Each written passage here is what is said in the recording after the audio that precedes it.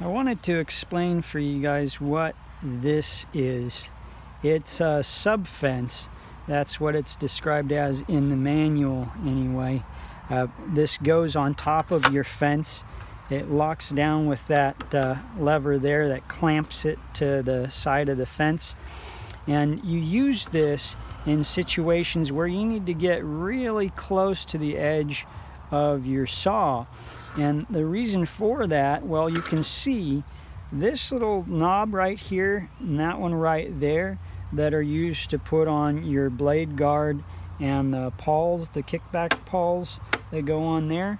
Those are actually in the way of this fence, but the sub fence can get underneath that, and it can also get underneath the guard too, so you can get right up against that blade.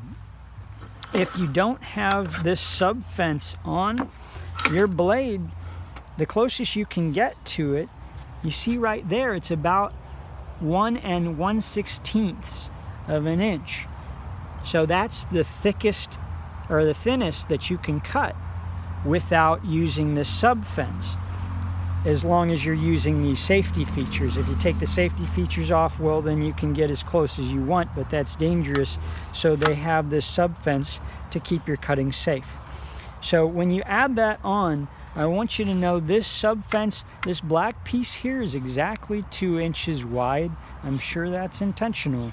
It makes calculations easier because when you are doing cuts that involve using this sub fence, you have to add an extra 2 inches to the thickness of whatever it is you're trying to cut. So if you want to have a 1/2 inch cut off of the edge of a board that you're sliding in, that 1/2 inch there, it's actually going to be 2.5 inches red on this gauge. But I also need you to keep in mind this black part of the sub fence, it sits out a little bit from the fence. It's not only 2.5, or it's not only 2 inches away. This edge here is actually about 2 1/16 of an inch away because it sits out. If you push in, you see I can wiggle it. You can either make sure you're pushing the board up against this tight enough that it's going to hold it in place there as you're sliding the board along, or you make sure that you don't push on it at all. You're just like right up against it, just barely touching it. You might be able to pull it off that way. I doubt it. You can also try putting a clamp on here to try and tighten it up.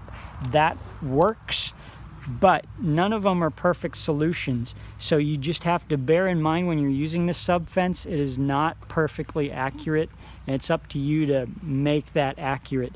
And of course, check your cut when you're done. Well, I hope this video has been helpful to you in explaining about this sub fence. By the way, it stores on the side of your saw over here. I'll see you next time.